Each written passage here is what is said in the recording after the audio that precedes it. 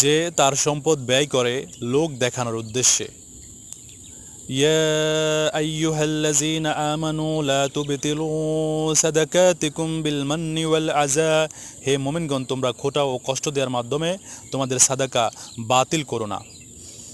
কাল্লাযী ইউনফিকু মালাহু রিয়াআন নাসি ওয়া লা ইউমিনু বিল্লাহি ওয়াল ইয়াউমিল আখির, সেই ব্যক্তির মতো যে তার সম্পদ ব্যয় করে লোক দেখানোর উদ্দেশ্যে এবং বিশ্বাস করে না আল্লাহ ও শেষ দিনের প্রতি। فمثله كمثل صفوان عليه تراب فأصابه وابل